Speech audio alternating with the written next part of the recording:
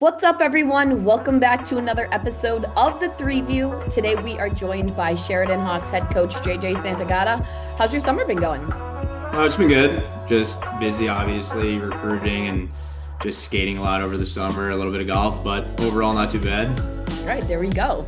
So, we'll just kind of hop right on into things. So, when we kind of look back at the last few seasons, you guys missed the postseason in 23-24, but you made a run last year. What do you think was the biggest difference that your team was able to make it to the postseason last year? Yeah, I think last year, big difference for us from the 23-24 season was just stability in our roster.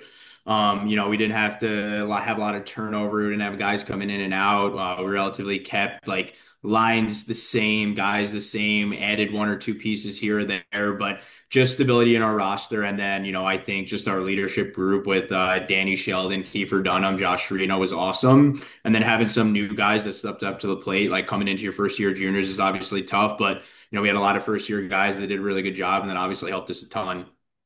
And going off of roster stability, you have some key players returning this upcoming year, including TJ Wanacott, Kiefer Dunham, and Vincent Leaf. How excited are you to have those veteran players back after playing such a big role for you last year? Yeah, I mean, TJ's a big one, obviously in the NA3 and honestly, like any level, goaltending is massive. And I think that was something big for us last year was TJ and John tandem. They were our backbone all of last year. And then getting a guy like Vince and Kiefer being a guy that, every guy wants to battle for, go in the trenches with. He leads by example. And then Vincent Leaf having a guy that, I know he's going to come in, do his job, work hard, compete. And then just some returners that we have, like, Deegan Watson, Charlie Stowe, Ernie Allen, like just a good amount of returners that are just good kids. They're going to help lead the way and show the new guys the path of what we do here in Sheridan. So, getting a good amount of returners back is, that's really, really important in the NA3. Having to constant roster turnover, only bringing in 6 or 7 guys returning, it's tough. But, having 17 plus returners is massive for us. Yeah, absolutely. And Kiefer Dunham was your captain last year, and I assume he'll carry that role into next season as well. What stands out to you as having him as your leader? What is the biggest characteristic that sticks out to you where he makes a successful leader?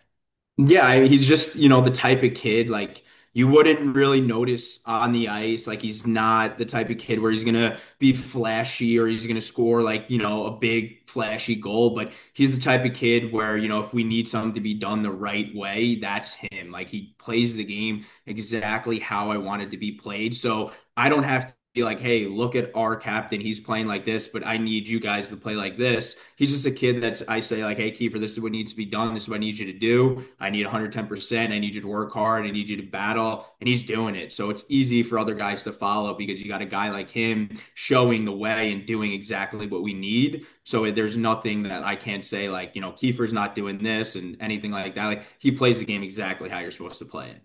Yeah, absolutely. And when we take more a look at your organization as a whole, the Frontier division is unique. Kind of talk about why players are drawn to playing in Sheridan and what kind of the unique experience is when you suit up for the Sheridan Hawks. Yeah, I mean, Sheridan is an awesome town, awesome community. Obviously recruiting in the frontier is not the easiest, right? Like, you compete with the Midwest a lot. You have a lot of great NA3 programs out that way. So it makes it extremely difficult to get a kid to move 12 plus hours away from home. But, what guys love about Sheridan is the community. We have an extremely, extremely supportive community, good ownership. Like, he is a great guy. He wants best for the kids. He treats the guys really well. We eat well on the roads. And then, the amenities that we have to the program, we're on the ice every day. We do film. We do one-on-one film. We have a shooting facility. We have team workouts, team yoga. We have an equipment manager now. So everything that you possibly need within a junior hockey program to help you develop, help you get to the ACHA, NCAA, the NA. We have it here. Our coaching staff, my assistant coach is awesome. He has the experience of playing in the NA, playing in the NA3. So, we have everything that you need here. And guys, I think, are just drawn to it because of the culture that we're building here and just the discipline and just kind of what we're putting back into the guys. And we're not, just bringing guys in and just expecting them to just, kind of know how to play junior hockey. We're really teaching them the game here and doing everything we can for them.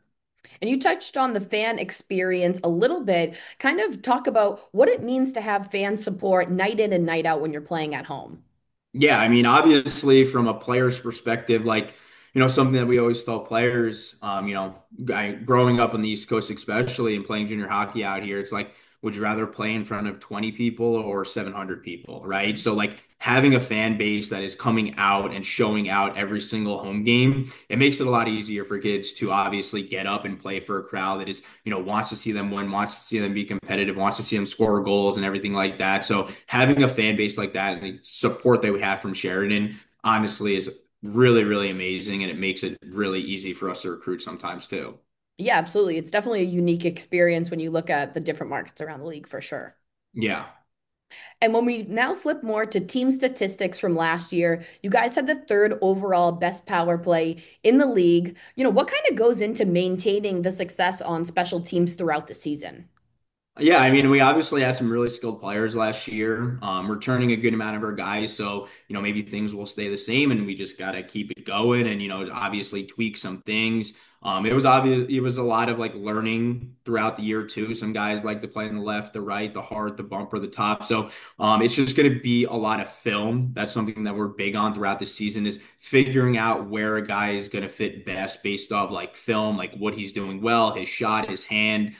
So it's obviously also just reading a lot of what other teams are doing on the penalty kill too. So it's just going to be just a learning process, not getting too high, not getting too low, not getting too down on ourselves. I think last year, a big thing for us in the playoffs was our power play didn't click a whole lot. And, that could be a reason why we lost in the first round. But, at the end of the day, you just got to take, your chances that you're given and make the most of them. And then obviously just do your job to adjust to other teams' penalty kills and, just, put the kids in the best situations to succeed. Yeah, for sure. And you kind of touched on you guys had a first round battle in the playoffs with Great Falls. Like you touched on, the little power play wasn't clicking too much. But what do you think is going to take it for you guys to advance further in the playoffs this season and make that Fraser Cup push? Yeah, obviously, like, the Frontier is a deep division. It's something that a lot of people overlook. Some people will speak, badly about the Frontier, but being here for 4 years now, watching all the divisions, watching, a lot of teams in the NA3, every single game is going to be a dogfight for us. So, not even really looking into making a Frontier push is just getting back to the playoffs for us. Mhm. Big thing that we obviously emphasize in Sheridan is just one weekend at a time. That's a big learning thing for us is, it's something that I noticed is you can't get too far ahead. You can't look too far ahead on the schedule. So thing for us is just obviously get back to the playoffs. And, once you get into the playoffs, anything can happen. You're kind of, you're fatigued, you're burned out, you're tired. You never know what's going to happen. So it's just get there, make most of your opportunity, be in the moment and just enjoy the moment. And you're going on year 5 with the Sheridan Hawks program. What has kept you coming back to work for this organization? Yeah, I mean, obviously the ownership is great. Brent Milner does a really good job. He's been super supportive of me and super supportive of what I'm trying to build here in Sheridan. Very rarely does he say no to, new ideas or things that I want to do. And, our rink is awesome. Our rink manager is great. He's very, very helpful and supportive to our program. And then, obviously the culture and, what we're building here in Sheridan. It's always awesome to kind of leave your handprint, your footprint on a program and work with kids that want to be here. A big thing for me is just the returners that we have coming back and then the community that supports us. Everyone is just awesome in Sheridan. They love the program. They love the Sheridan Hawks. So it's made it easy for me to come back and obviously continue to build what we're building here. Yeah, absolutely. As we shift more to the development model, what kind of development model do you put in place, especially when we look at your team having two NCAA D3 commitments last season? Yeah, obviously, we want to figure out what the next step is for every single one of our players.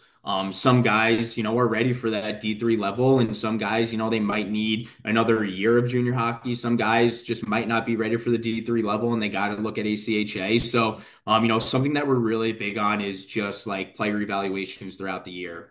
We have training camp, obviously, at the end of training camp, we have one-on-one meetings, and then we kind of go through like a big picture of like how we're going to get you to where you want to get to. And then we obviously sit down with the guys and do a one-on-one film, a lot of like skills practices as well. And then just, every so often, usually around showcase time and then after showcase. And then before the season ends, we'll have like more one-on-one meetings of kind of like what is the next step for you? How do you perceive you're going? Where do you want to go? And how can we help you get there? So it's just learning about the player. Every single player is different. Every single kid is different. Everyone's different in their career path, their development path. Everyone, so you got some late bloomers, some kids that just excel right away. So it's just finding out the type of kid that he is and just helping him get to where he needs to get to. And you yourself played junior hockey and then club hockey at Rider University. How do you use those experiences to help these kids, realize what their possible next steps are? And what advice do you give them as they go through this process?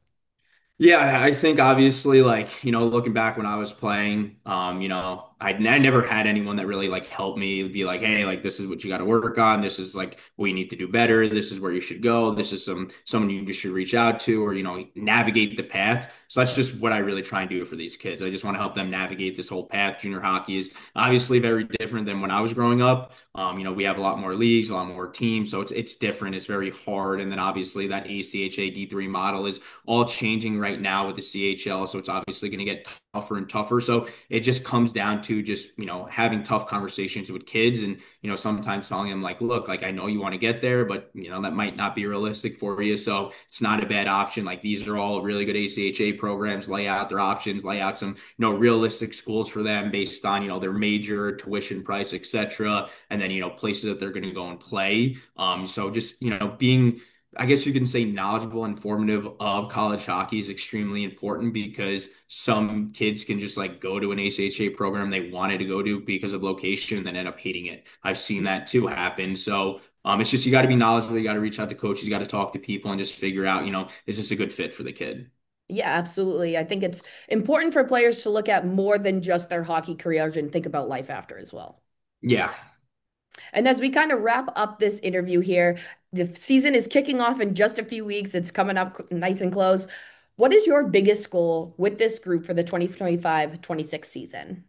Yeah, I think we just, touch on like having a returning core and, the success of last year. It's gonna be, not getting complacent. You can't be complacent in this game. You can't be complacent in life in general. So some guys are just gonna be happy with, going into games and, I'm on the second line, I'm on the third line. So we are bringing in a new group of kids that I think are gonna push our compete level and push some guys out of spots. And that's kind of what we want to do. We want to bring in guys that are going to compete and force our guys to actually not be complacent and just be okay with being in the lineup. So that's going to be a big thing for us. And like I said, just not looking too far ahead on the schedule. Let's just take it one game at a time, one weekend at a time, not focus on the showcase, playoffs, anything like that. Just focus one game at a time, be in the moment, enjoy the moment, and make the most of the moment. All right, awesome. Well, thank you so much for hopping on this call and good luck this upcoming season. Yeah, thank you.